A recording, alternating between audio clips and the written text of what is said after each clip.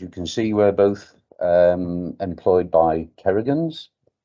Kerrigans, for those of you who don't know us, are a firm of quantity surveyors and construction lawyers.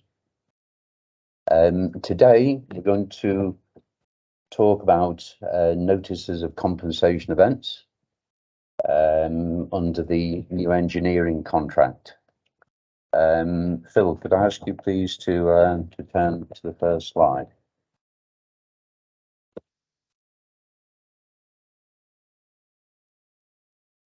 Right, notices. It's an extremely important part of the administration of new engineering contract, whether you be acting on behalf of the client or the employer, or otherwise on behalf of the contractor.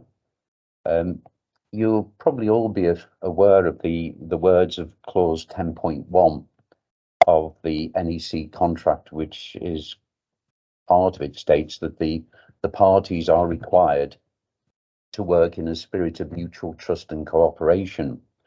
And you may be misled by those words into believing that the NEC contract is a cuddly, friendly sort of contract that you can just simply slip away into the drawer and it will not come out to bite you.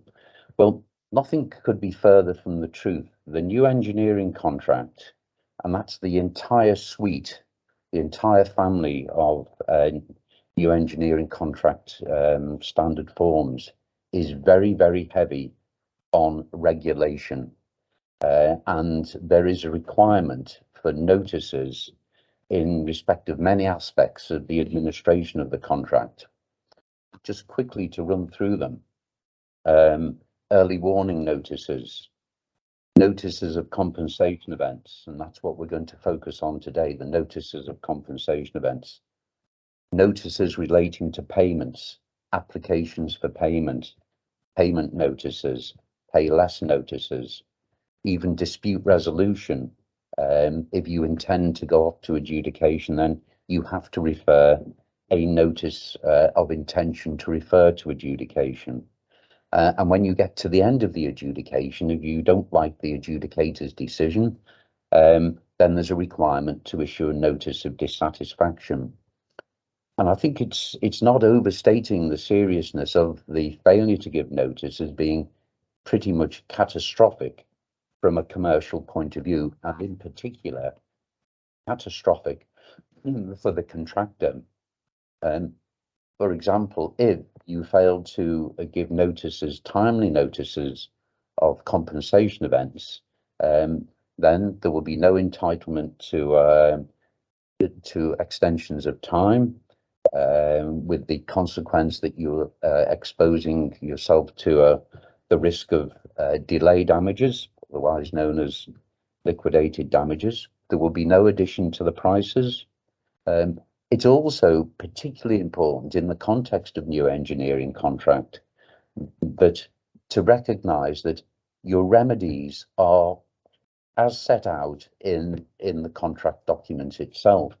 And there's no opportunity under the NEC contract, in its standard form at least, to make claims for damages for breach of contract or restitution, or seek restitutionary remedies. So if you don't act upon the contract, including the giving of notices, then the likelihood is you're going to effectively abandon your entitlement to all relief, which is not at all a satisfactory situation. But if we just sort of look at new engineering contract in the round, the NEC contracts were and are intended to be a radical departure from traditional construction and engineering contracts. And, you know, those of you who are old enough may remember back to the ICE, Institution of Civil Engineers contract, where, you know, come the end of the contract, after we'd achieved completion, we'd then all address our minds to producing the claims. Well, there is no such thing as the terminal claim under new engineering contract. And even under NEC4, whilst there's a reference to a final account, that's just simply, as it says, a final account. It's not an opportunity to put forward a huge claim in the absence of having processed the compensation events. So next slide, please, Phil.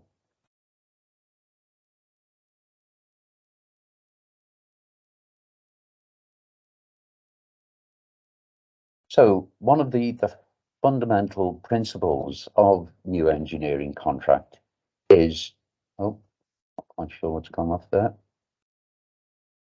Yeah, one of the fundamental principles is to manage risk. As the risk arises, we don't wait to get until it's to the end of the job and then start to talk about who owes who what. We deal with, or require, the new engineering contract requires us to deal with situations as and when they arise. Now, of course, it's far better for both parties when you think about it. Firstly, from the contractor's point of view, it enhances his cash flow. So he's should be getting positive cash flow in respect of, amongst other things, compensation events as and when they arise, rather than waiting till the end and we present a claim. So from the contractor's point of view, there's a positive advantage of dealing with situations as and when they arise. From the employer's point of view, it's very, very important that we have budgetary control so that the client is not continuing in the expectation that the project is going to be delivered within a budget that may have been fixed at the start of the contract. So the budget is constantly updated to take into account compensation events, ground conditions, for example, late information, failure to give access to the site. I'm sure you all understand the list of compensation events as they're set out. So from the client's point of view, the client needs certainty as to outturn cost.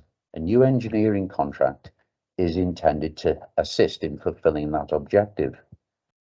I've got a view, and I'm pretty sure it's right, and no doubt many of you will share this view, that if we get to a situation come the final payment, if the final payment is for an amount which is less than or approximate to the amount of the employer's budget, then there will be a harmonious conclusion to this particular contract.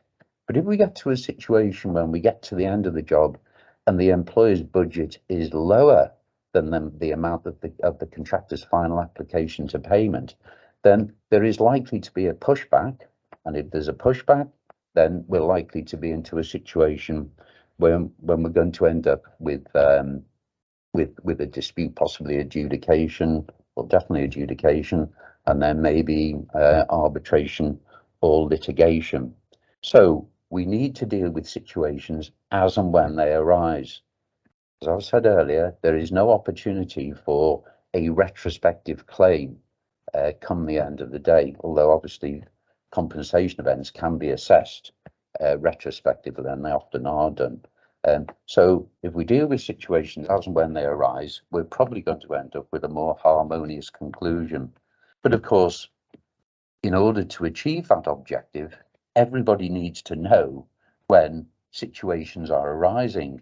First part of the process is the early warning notice, and then the second part of the process is the notice of compensation event.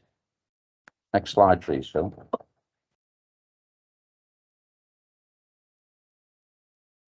It's very important to recognise that an early warning notice is not a substitute for a notice of a compensation event. The two are very separate, and simply because you've given an early warning notice does not mean that there's no requirement to issue a notice of compensation event. Many contractors confuse that situation. They think, well, we've given early warning notices, that's sufficient, but it isn't sufficient. You have to give the notice of the compensation event as well. So, as the slide says there, that the parties are obliged to notify each other of any issues which will delay the project or increase the cost or impact on the quality of the works. So we need to give the notice. The notices are the trigger points that start the mechanism for a compensation event. There's no other way of starting the mechanism for a compensation event. So the main notice provisions that we're going to talk about today concern compensation events. Obviously, early warnings. We're not going to go too heavily on early warnings, but it's just worthwhile bearing in mind that the words notify, notice, or notification are mentioned around 60 times within the contract. So that sort of simply confirms what I said earlier, that new engineering contract is very, very heavy on regulation.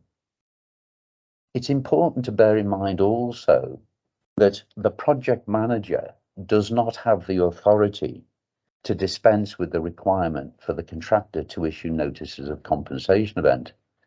So it would be wrong for a project manager to say to the contractor, look, don't worry about issuing notices of compensation event. We'll sweep it all up at the end. And that's the old-fashioned method of doing things, isn't it? Sweep it all up at the end, with the inherent problems that that brings along with it. But it's wrong. The project manager does not have the authority to do that. So any invitation to leave it until the end by the project manager, no matter how well intentioned it may be, should be ignored. Next slide, please, Phil. So what is required for a valid notice of compensation event, or indeed any other notice? Clause 13.1, you'll see it on the slide there. Each notification which this contract requires is communicated in a form which can be read, copied, and recorded. It doesn't actually say that you can't give an oral notice of a compensation event, or any other notice for that matter, but it's implicit in the requirement for the notice to be read, copied, and recorded. Those are each requirements. They're not alternative requirements. The other point to bear in mind is what clause 13.7. A notification which this contract requires is communicated separately from other communications. That's another very important requirement. So what that is saying is that you can't mix in your notices of compensation event with other communications. It's got to be a separate notice.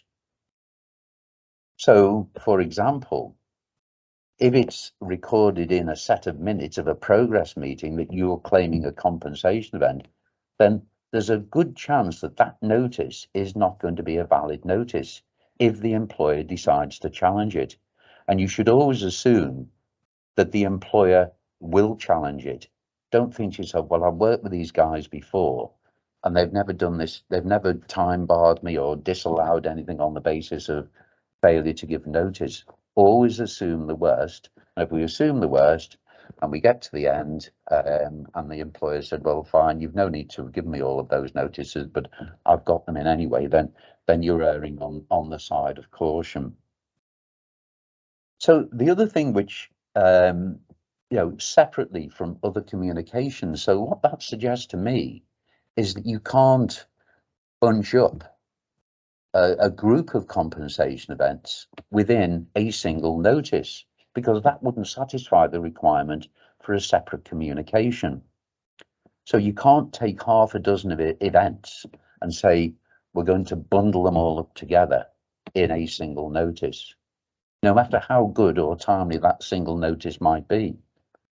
Now, I think there's a need to distinguish several events being bunched up into a single notice. So, for example, you may be claiming failure to give access to the site and breach of contract, or breach of contract.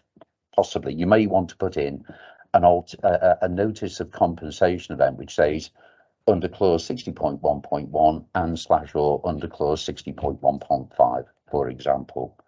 I don't think there's anything wrong with that.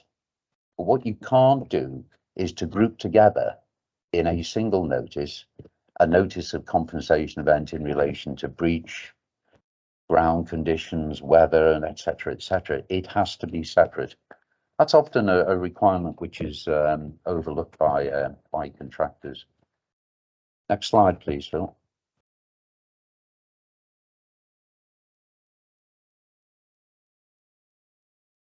So other than clause 13, NEC does not give explicit requirements for the method of communication of notices. That's the standard form contract.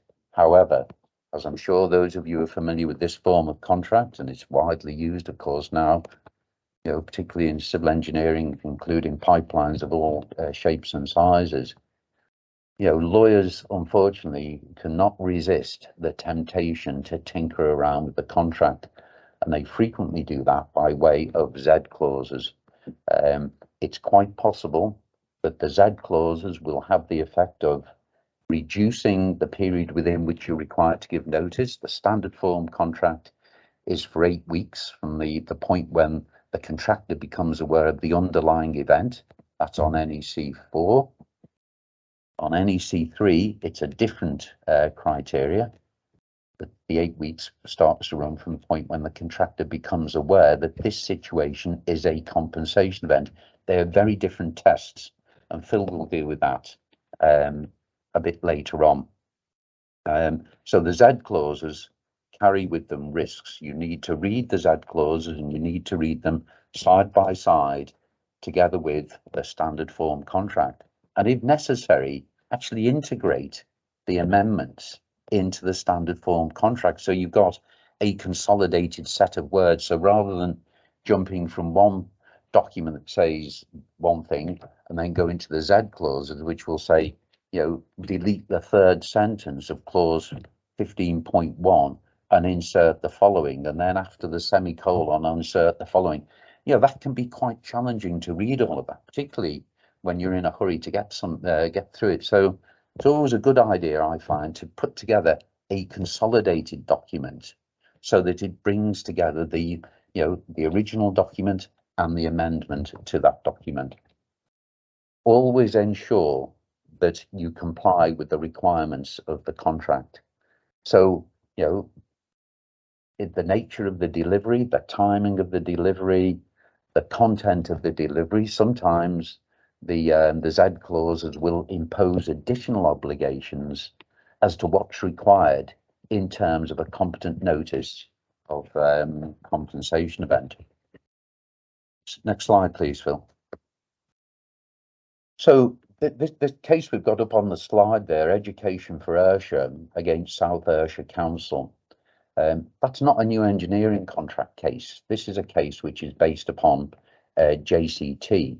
But it's a case which is established with some basic principles that have since been applied to new engineering contracts. The other thing to note also, it's not an English case, it's a Scottish case. And for that reason, it's not binding on any jurisdictions south of the border. However, it's likely to be highly persuasive.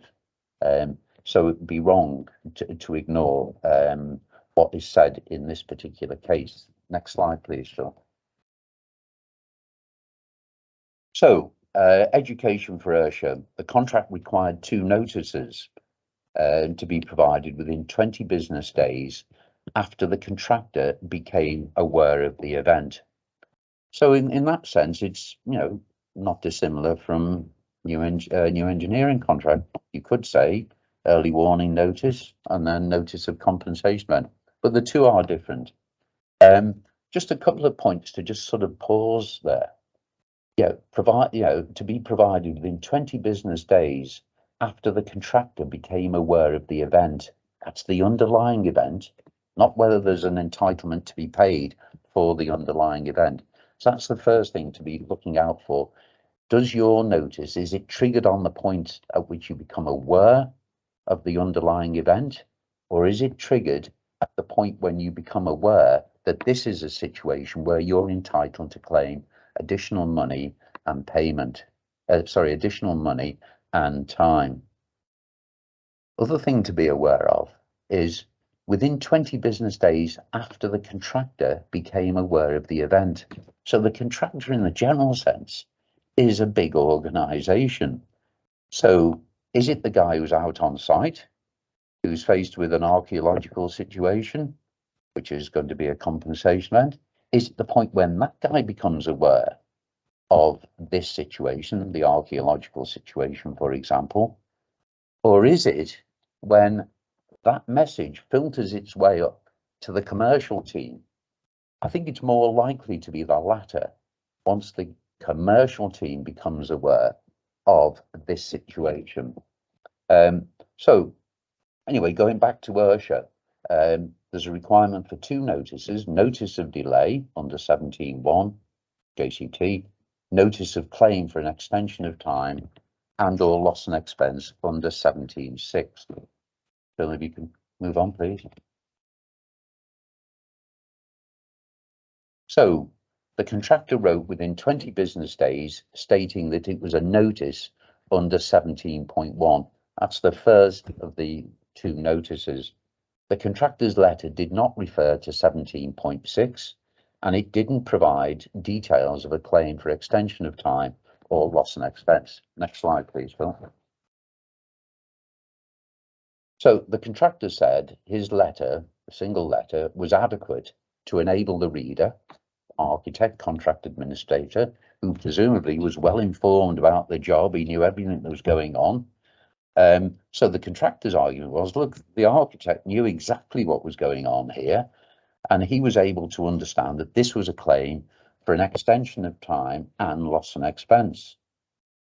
As you'd expect, the employer said the letter was only a notice under 17.1, as it did not set out that it was a claim for an extension of time or loss and expense. Next slide, please, Phil. So what did the court say?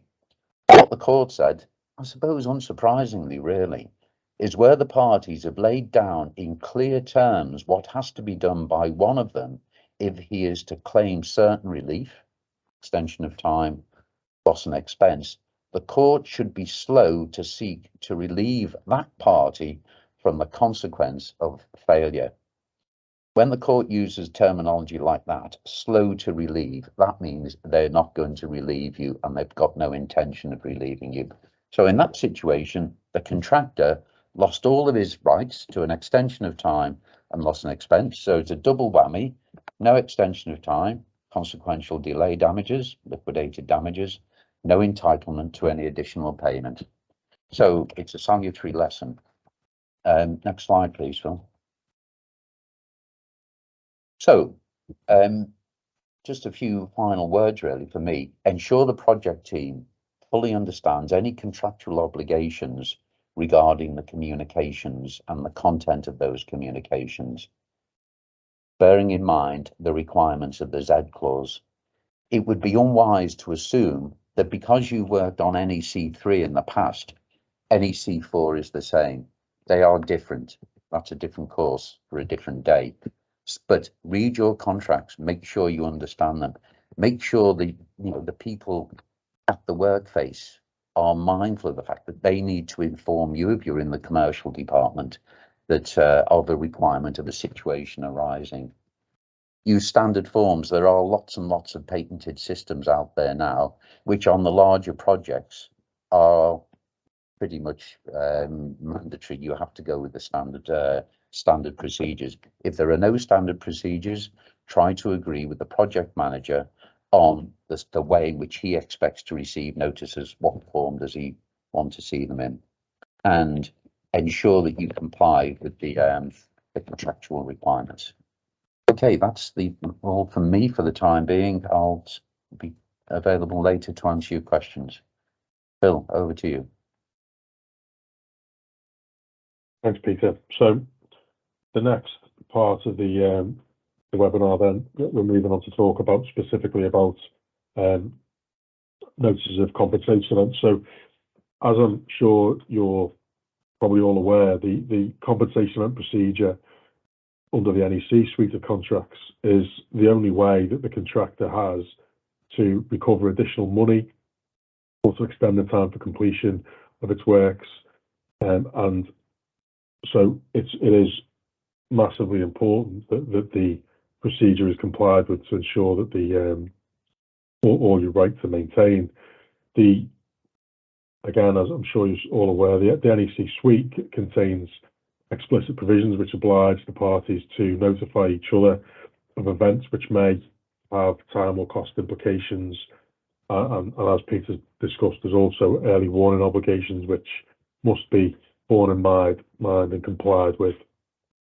The obligations in relation to the notification of compensation events, however, is enforced with a strict condition precedent, which means that failure to comply with the contractual obligation to notify can lead to a total loss of entitlement.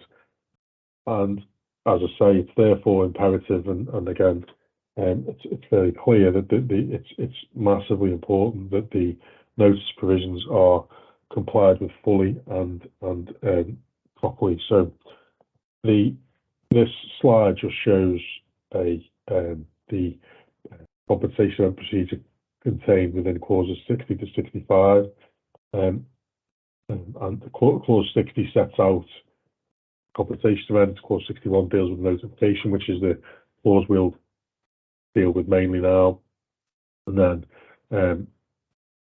clause 62 deals with quotations, 63 and 64 the assessment, and clause 65 the implementation.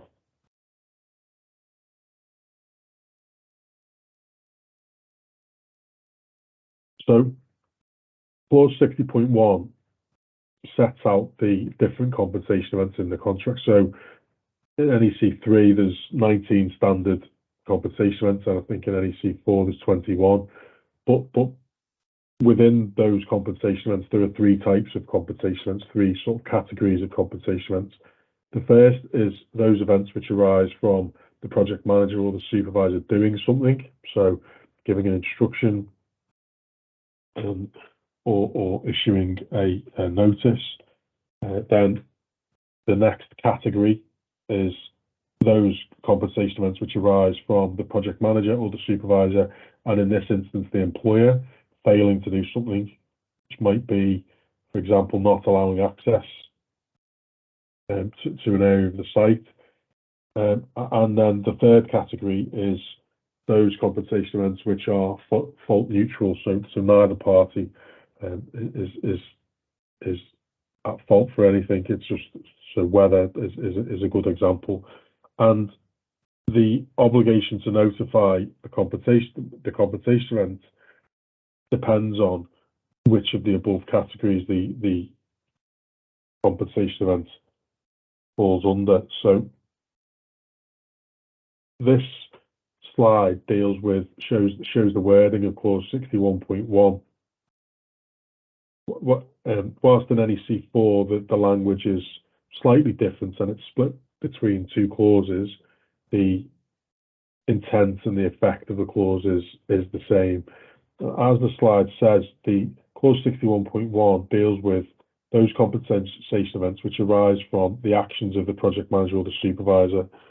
So the first category of compensation events I just mentioned would be those which arise from the project manager or the supervisor doing something, so issuing a certificate or an instruction, and the obligation on the project manager in those instances. The obligation to notify is mandatory, as is the obligation to instruct the quotation at the same time. And if the contract is being operated correctly, as Peter said earlier, clause 13.7 requires the notice to be issued separately from other communications. So if there is a compensation event which arises under clause 61.1, at the time of you as a contractor, or if you're the project manager, the way it should work is that the instruction is issued, and at the same time a notice of compensation event is issued, and along with an instruction for the contractor to submit quotations, and that's how the process under clause 61.1 is designed to work.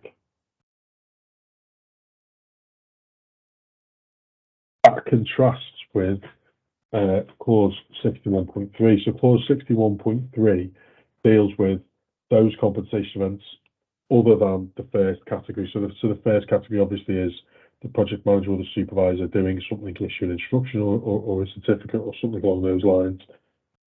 Clause 61.3 deals with those things that happen where the project manager or the supervisor or the employer fails to do something, doesn't do something that they potentially should do, or the fault neutral events. So if there's a requirement in the contract for the employer to provide access to a particular area of the site, or there's a requirement in the contract for the employer to provide free issue materials, for example, at a certain point in time, and they don't do so, then that would be when the clause 61.3 would come into play. So obviously that's the main, or clause 61.3 is the clause of the NEC contracts, which causes probably the most of the issues, because that's, as you can see, where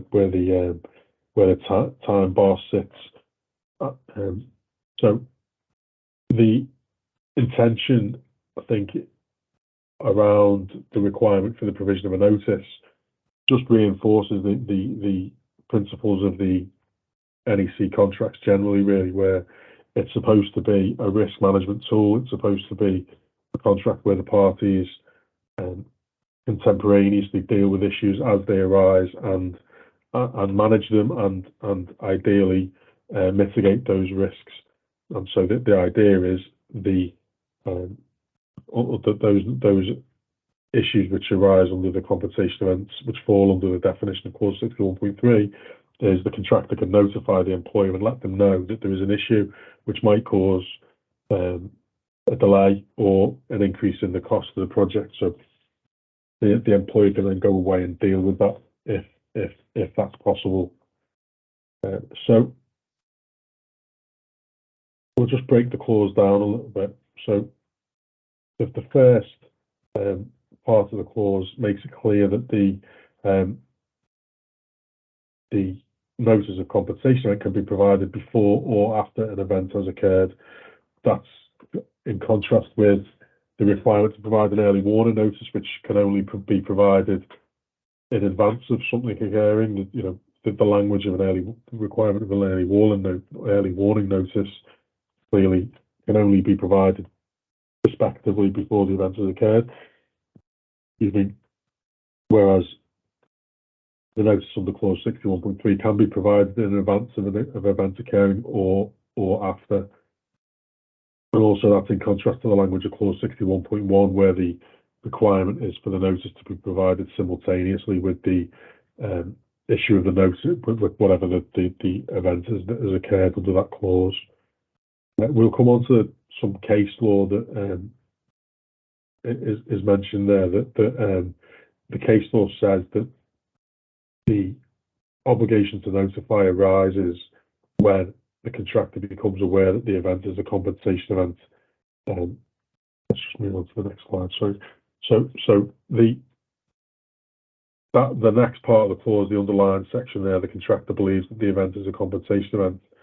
That is crucial in NEC3, and that's the area where Peter mentioned earlier. There's a slight difference between, a slight but very significant difference between clause 61.3 in the NEC3 and clause 61.3 in the NEC4. So which we will discuss in a couple of slides, but as it says there, there is case law which suggests the obligation to notify under NEC3 arises when the contractor becomes aware that the event is a compensation event, which is that is something that quite often gets misconstrued. That there's a perception sometimes that the obligation to notify arises automatically when the event occurs. So when something happens on site, rather than when the contractor becomes aware that the event is a compensation event. So that is an important distinction. But again, there is a change in NEC4, and we'll look at the case law in the last couple of slides that I've mentioned there. So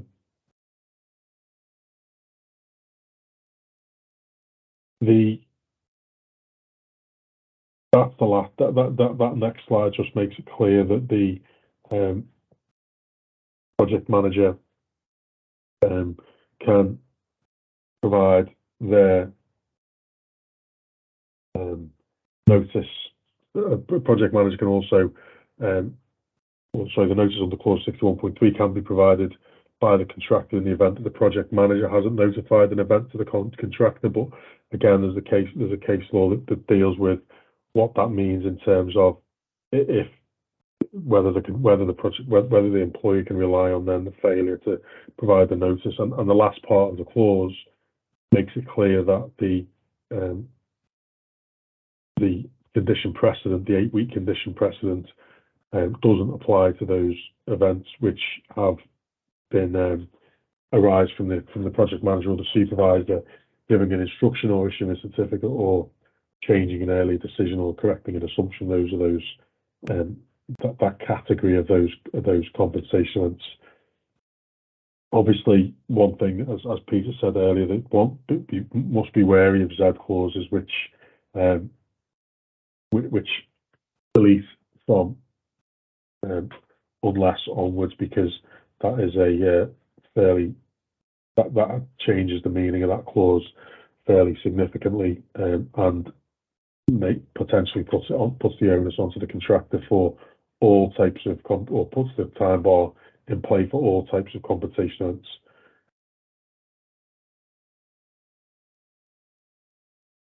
So this is the next part of the clause, which is really the really important part of it, which is the 8-week time bar. Now, obviously, one of the amendments that you do often see by way of Z clauses for that period to be reduced, depending on the project and depending on what the issues are on the project. That can be reduced by seeing that reduced to 2 weeks in certain circumstances, and even 1 week in very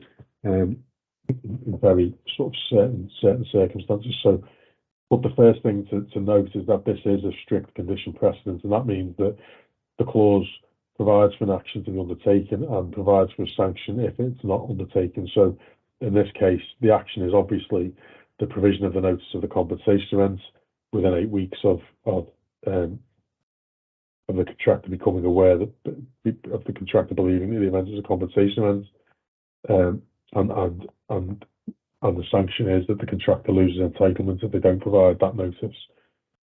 And this is in contrast with, I don't know if any of you work on JCT contracts, where it does provide that notices are required, but it doesn't then set out the sanction in the event that there's a failure to comply with the requirements. So the NEC contract is different to the JCT in that respect, in that it does make it very clear failure to comply with your notice obligations will lead to a loss of entitlement to claim for any time and or money, which might otherwise be perfectly valid claims. So the advice would always be, if there's any doubt about whether an event constitutes a compensation event, for that event to be notified.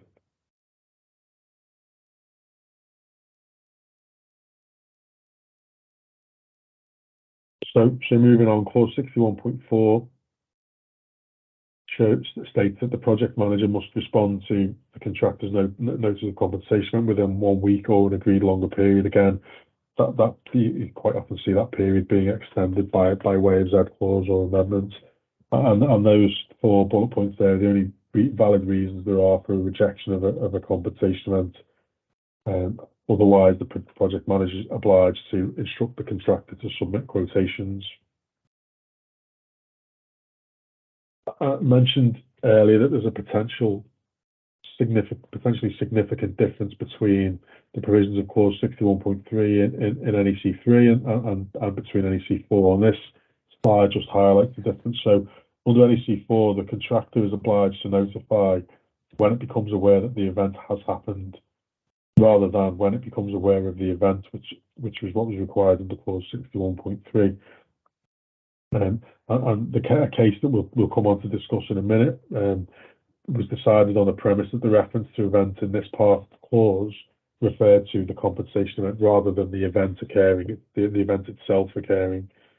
The amendment in between NEC 3 and NEC 4 seeks to move away from that position and arguably imposes a much harsher obligation on the contractor relating to the notification of compensation events, namely that the contractor is obliged to notify an event within 8 weeks of the event occurring, rather than within 8 weeks of becoming aware of the event being a compensation event.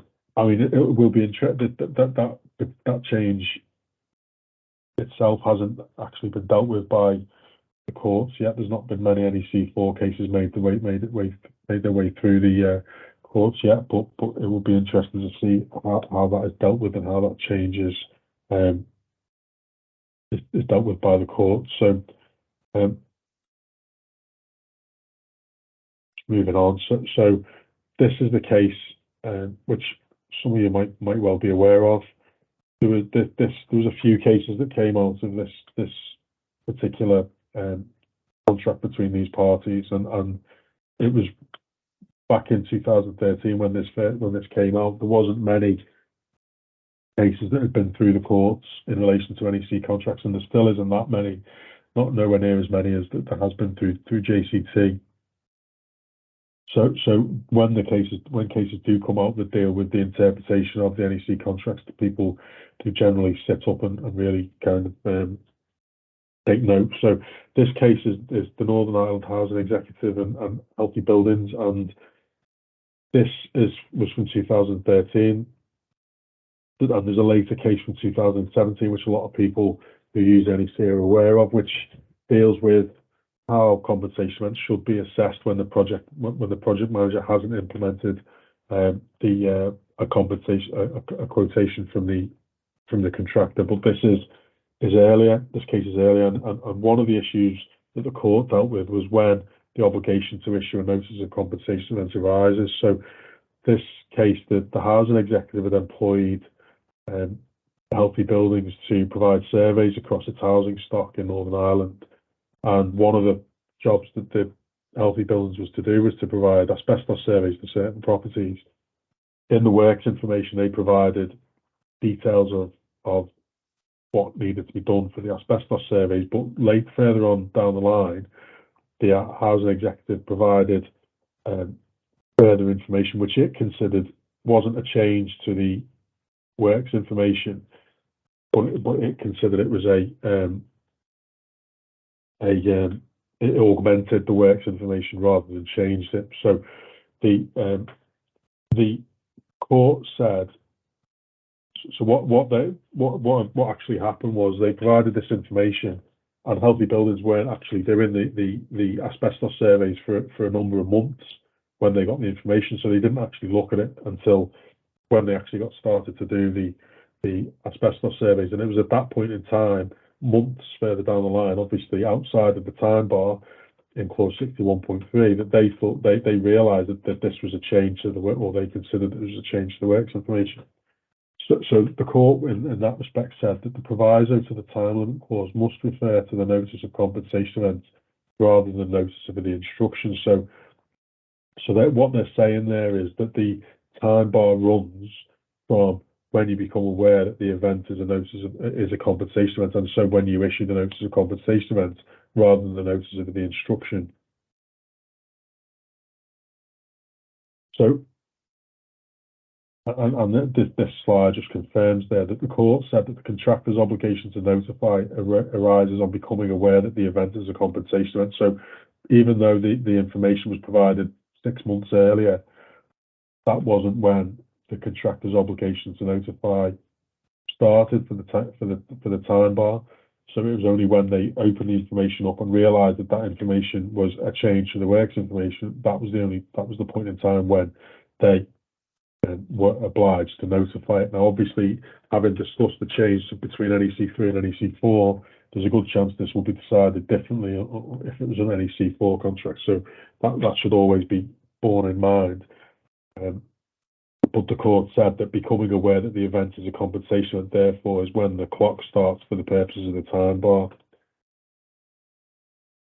Court also said that if the employer doesn't notify a compensation event, which when issuing an instruction, it can't rely on the time bar, even if the employee's belief was genuine that the event wasn't a compensation event. So this is that second line in clause 61.3, the second bullet point, if you like, where it says if the project manager doesn't issue the relevant notice, that clause 61.3 can be used by the contractor to issue a notice. This says that if the project manager hasn't done it, the employer can't then rely on the non-provision of the notice to rely on the time bar. So that's just another quite interesting point from the Healthy Buildings case, and that is the end of the slide effectively. So I'm not sure if there's any questions in the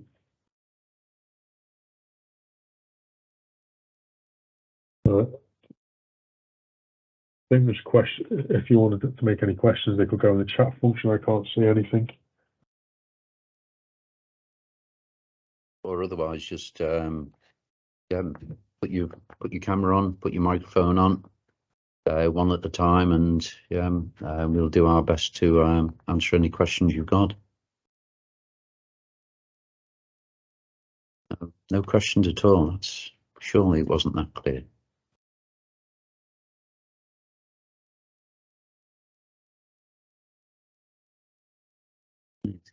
Okay, look, we've still got 8 or 9 minutes left. If anybody thinks of any questions, then please put your hand up as I've suggested. If you think of questions afterwards, then please drop us a note. Please don't make them too extensive. But we'll gladly answer those as quickly as we possibly can. I'm not quite sure, and I don't know whether Catherine can tell me whether the notes can be downloaded from the Guild website somewhere. Catherine, are you around to just let us have? Yeah, sorry. Did you mean the question? Do you mean these questions or transcript? No, all of the slides that we've just been through. If anybody wants to download those. It has been recorded, so it will be uploaded to YouTube within the next couple of days. If you wanted to PDF your presentation to share it with any of the people on the call, if they want to let us know here at Guild HQ, we can send that out to everybody. Yeah, we'll do that. And again, like Peter's just said, if you have any questions that you think of, you can either go direct to Peter and Phil or put them through us and we can forward them on. Yeah. Also, if anybody needs a CPD certificate, and again, if you can let the Guild know, and then we'll arrange to issue a CPD certificate. It's going to be for about an hour. But it's an hour of CPD, so please let us know. So the answer to Sam, yes, of course. Samuel Jones, yes, of course. You can have a PDF, and I'll ask Dawn to organise that. If she sends the PDF down to you, Catherine, is that okay? Yeah, or forward it to Kate Byfield on the events email address who you had organised this through, and we'll get that arranged. Okay, still no questions, so there we go. Oh, thanks. Yeah. Yes, of course you can, Lindsay. Yeah, that's fine. Okay, well, look. Yeah. Right. Well, look. Thanks to you all for participating, and we look forward to speaking to you sometime in the future. So, well, have a good afternoon. Thank you.